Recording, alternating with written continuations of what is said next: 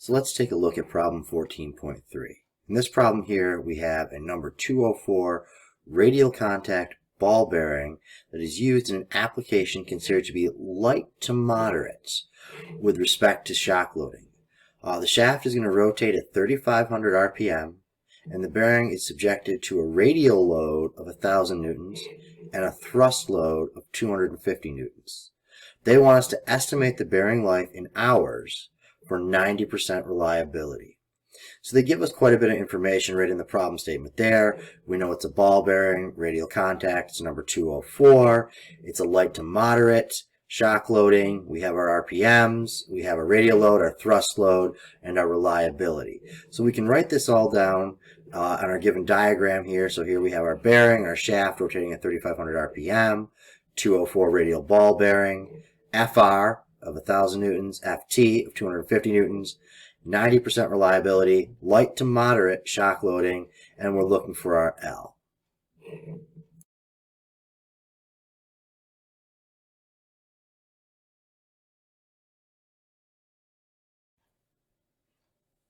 So now that we've had a chance to read through our problem statement and look at our given diagram, the next thing we want to do is organize everything that's given to us and what they're asking us to solve for, along with what assumptions we're going to make for our solution. So we go through the first part here. What do they give us? Well, we know it's a 204 radial ball bearing. We have a 90% reliability. Our FR, our radial load, is equal to 1,000 newtons. F sub T is equal to 250 newtons, or our thrust load. And our shaft rotation is at 3,500 RPM. We also know it's light to moderate shock loading. So this is going to be interesting when we go to our table to take a look at this. It's between light and moderate for our shock loading. Here's our given diagram showing our rotation of 3,500 RPM of the shaft. We know that they're asking us to solve for our B10 life in hours. Assumptions we're going to make, two main assumptions here. The first one being the ball bearing life varies inversely with the 10⁻³ power of the load, which just means that we're going to assume that equation 14.5a that we're going to utilize is accurate. The second assumption we're going to make is that the equivalent load can be accurately estimated using equation 14.3. So these two assumptions also lead us into the key equations and governing equations we're going to use within our solution.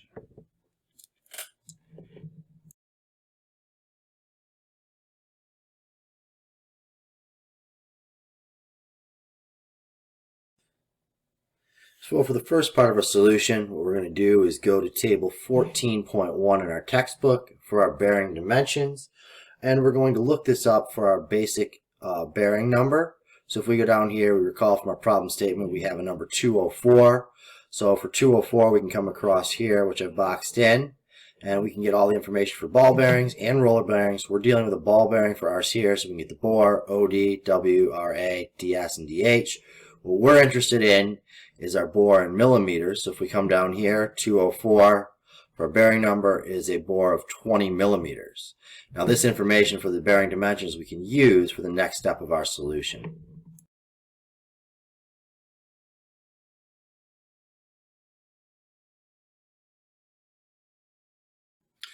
So now we head over to table 14.2, and this is our bearing rated capacities, or our C, for an LR of 90 times 10 to the 6 revolution life with a 90% reliability.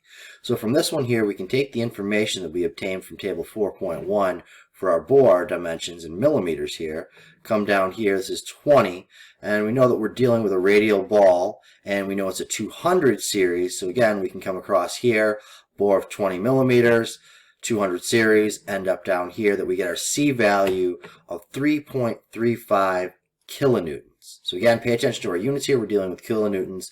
Make sure this corresponds with our unit analysis for the problem solution.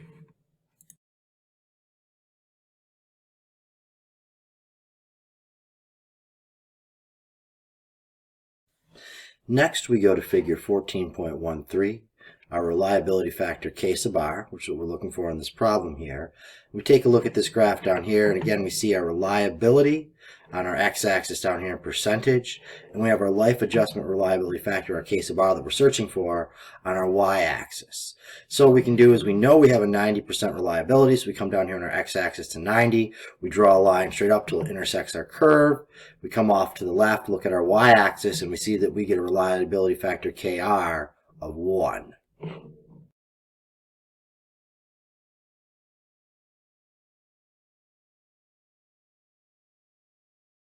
So next we want to go to table 14.3 for our shock loading. So our shock loading here, we have the standard bearing rated capacity is for the condition of uniform loading without shock. Now this is a desirable condition that may prevail in some applications, but not in all. So for other applications, we have various degrees of this shock loading. So this has the effect of increasing the nominal load by this application factor K sub A that we're searching for. So experience within a specific industry is the best guide, and this table down below gives a summary of some of these representative sample values from that. Now we come down here to this table for our Ka application factors, and we look at the type of application, and we know it has a column for ball bearing and roller bearing. We're dealing with ball bearing, so we know we're going to be on the left side here for this column. But for our type of application, we take a look. There's uniform load with no impact, gearing, light impact, moderate impact, and heavy impact. Now, in our problem statement, it tells us that we're not dealing with any one of these specifically. It said it's in between light to moderate impact loading. So it's in between these two values here. So I go back over to my ball bearing column and I see, okay, for this here, we now are going to have a value of 1.5 for our Ka if we're in between light and moderate. So now what I do is I take all that information that I obtained from all those tables and figures, and I write them down in a neat organized spot so I can refer back to them when I need to plug these into my governing equation. So this part of the solution, again, we went to table 14.1. For our 204 radial bearing, we found a bore of 20 millimeters. With this information on the dimensions of this, we're able to go to table 14.2 for this radial ball in the 200 series and get our C value here of 3.35 kilonewtons. Then we went on to figure 14.3, and for a 90% reliability, we found that our Kr is 1. And then from table 14.3, what we have now is for light to moderate loading, we have a Ka of 1.5.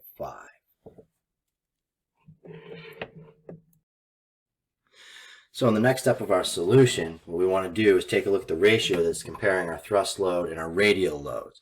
So we have this value here for F sub T over F sub R is equal to, when we plug in our known values, 250 divided by 1,000, which gives us a ratio of 0.25 for our F sub T over F sub R.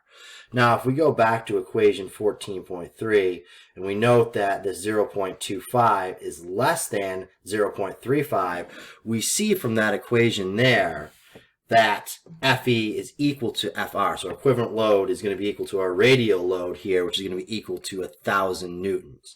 So all this comes from equation 14.3 that we can reference back into our textbook. So from this information here, now we can jump to equation 14.5a that we'd mentioned in our assumptions, where this one here has an L value equal to Kr times Lr times our C divided by Fe times Ka, all to 3.33. So now what I do is I write down all my known values for those variables. My K sub r is equal to 1. My L sub r is equal to 90 times 10 to the 6. My C is equal to 3.35 kilonewtons. F sub E, that we found again from the above equation 14.3, is now equal to 1,000 newtons, or 1 kilonewton, to keep them the same units. And our K sub A from the table is equal to 1.5. So now we can take all those values and plug into our governing equation here. L is equal to 1 times 90 times 10 to the 6 times our 3.35 divided by 1 times 1.5, all to the 3.33. We do this out and we get an L value is equal to 1.307 times 10 to the 9th revolutions. Now we know our shaft is spinning at 3,500 RPMs, and we need to get our life in hours. So we need to go from revolutions to hours, so we can use our RPM there. So we can see this is our 1.307 times 10 to the 9th revolutions from above here that we just solved for. Now we need to convert that here. We have 3,500 RPM, or 3,500 revolutions per minute here, and we have 60 minutes in an hour. Minutes cancel, revolutions cancel, revolutions cancel. Just left with units of hours. We do this out, and our L is equal to 6,224 hours.